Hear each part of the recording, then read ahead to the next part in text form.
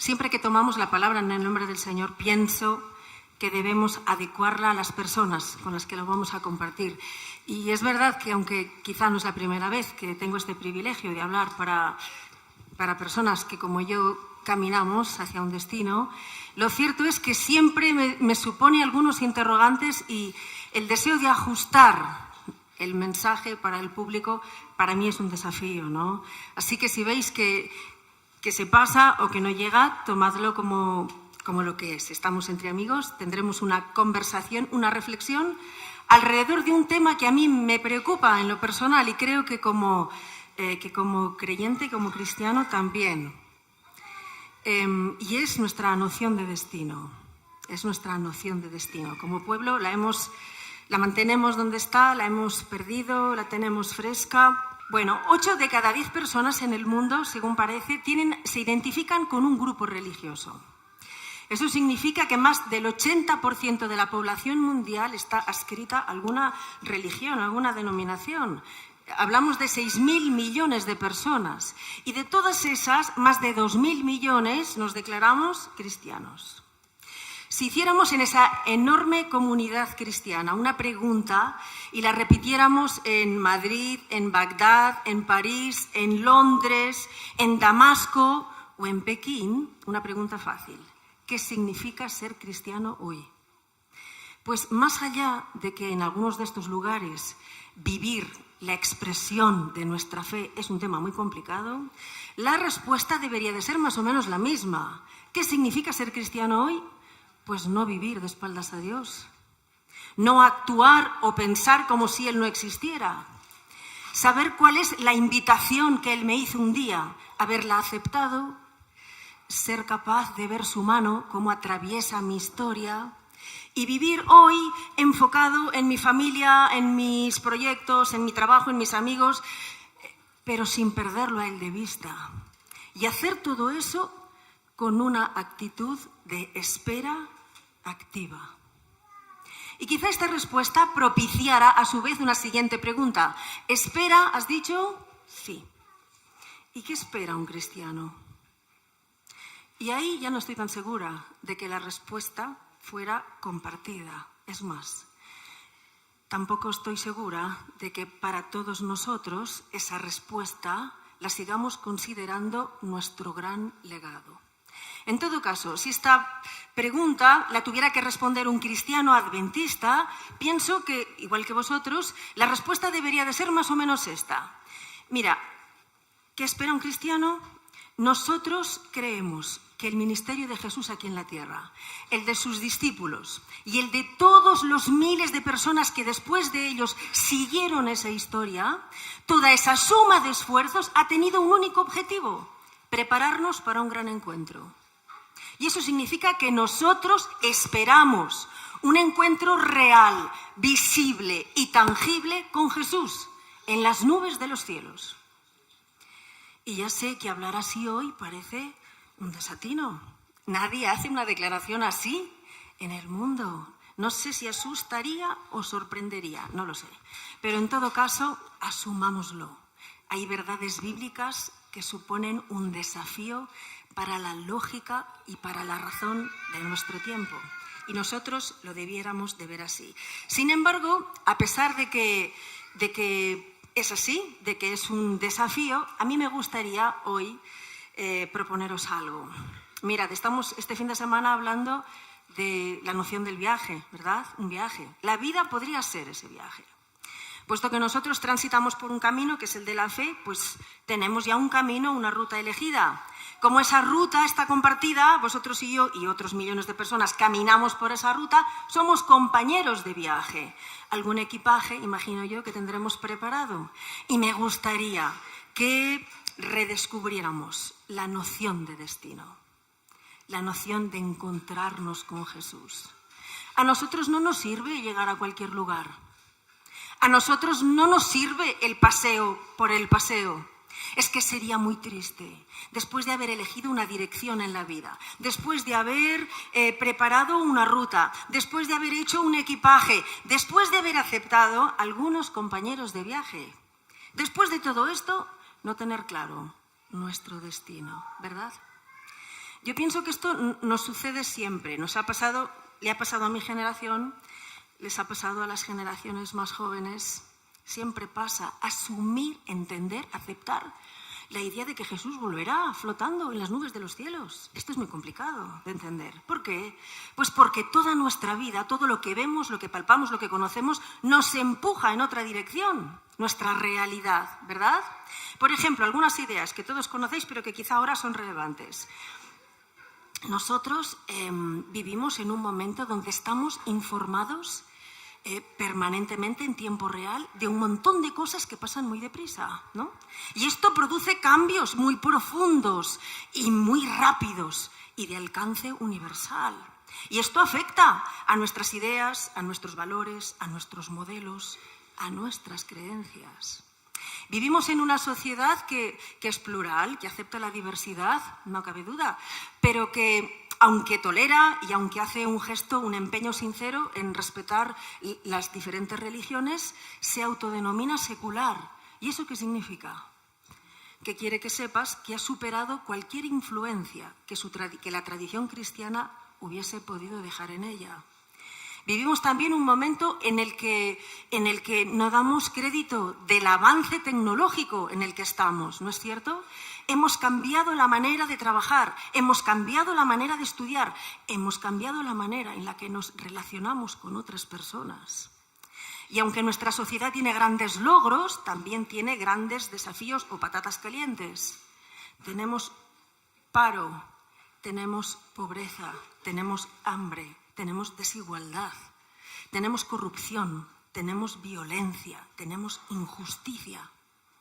Y en medio de todo esto estamos los creyentes. Y a menudo me pregunto si sabemos cuál es nuestro lugar. Pienso que muchos días nos levantamos y decimos, ¿cómo voy a hacer yo hoy para compartir mi fe? ¿Cómo voy a hacer yo hoy para vivir mi fe? ¿Cómo voy a hacer yo hoy para aceptar aquellas verdades bíblicas distintivas? Aquellas que me señalan como un pueblo singular, con una función concreta en la historia de la humanidad. ¿Qué voy a hacer con todo eso? ¿Lo voy a ignorar? ¿Lo voy a radicalizar? ¿Lo voy a moderar? ¿Lo voy a actualizar? Mirad, tenemos algunos puntos en nuestra fe que creo que, aunque la religión no es un tema que hoy sea demasiado popular en nuestros días, creo que tenemos bastantes garantías de éxito si nos atrevemos a compartirlos o si los compartimos. Uno de ellos es el tema de la salud. La filosofía que tenemos, la propuesta integral que tenemos de salud, ¿no? Nuestra Iglesia tiene un tema muy sólido, tiene una propuesta de calidad de vida muy valiosa. Es verdad que no estamos solos. Hay otros muchos grupos que hablan y que tienen propuestas similares, pero hay un hecho cierto, y es que estos principios de vigor, de salud, de bienestar, son principios muy valorados hoy. Así que es un gran tema, es un buen tema tratarlo. El de la salvación. Es verdad que no es el lenguaje tradicional de la religión no es el más popular, pero hay muchas personas que necesitan todavía recordar la noción de rescate, de perdón, de restauración. Necesitan escuchar este mensaje. Necesitan saber que Dios los va a buscar donde está, los rescata, les perdona y no los deja donde los encuentra, los lleva hasta un ideal, ¿de acuerdo? Y es verdad que no estamos solos en este mensaje. Hay otras denominaciones religiosas que tienen un mensaje similar, ¿de acuerdo? Pero hay un hecho cierto, y es verdad que este paquete de principios del Evangelio dan calidad a nuestra vida moral, sanan nuestras relaciones personales y nuestra relación con Dios. Hay todavía un siguiente bloque, el ministerio de la bondad. Ellen White le da este nombre, hacer el bien por el puro gusto de hacer el bien, sin buscar nada a cambio, sin esperar cosechas o recompensas, cuidar del planeta o de las personas por el gusto de amar y de ser útil, ¿de acuerdo? Es verdad que no estamos solos, hay otras entidades que tienen infinitas pistas de solidaridad. Pero hay un hecho cierto, es verdad que no podremos cambiar la sociedad, pero taparemos algunos agujeros con este ministerio, ¿de acuerdo? Mirad, a estas 3 áreas yo las llamo los espacios confortables de nuestra fe. Y los llamo así porque los imagino como grandes habitaciones en los que podemos entrar. Y podemos sentirnos bien. Y podemos encontrar dentro a otros hermanos y hermanas de diferentes denominaciones también. Y podemos conversar, departir, explayarnos. Puedo invitar a personas que no están adscritas a ninguna denominación religiosa y tener un diálogo constructivo muy útil. Y me puedo sentar e instalar y pensar que todo lo que soy y todo lo que tengo que decir es esto. Y este es nuestro error. Mirad, hay en el Nuevo Testamento, desde Mateo hasta Apocalipsis, hay 260 capítulos. Y hay una noticia que se repite 318 veces. ¿Sabéis cuál es? Pasa la media de aparecer una vez por capítulo. Y creo que vuestra generación debe aceptar el desafío de compartir esta noticia, aunque en esta sí que estemos solos. Y lo haremos con alegría, y lo haremos con eficacia, y lo haremos de un modo útil, sin parecer obsesionados o un poco trastornados. Lo haremos tal y como Jesús lo haría. Antes os he dicho que creo sinceramente que siempre ha sido muy difícil compartir la noticia del pronto regreso de Jesús.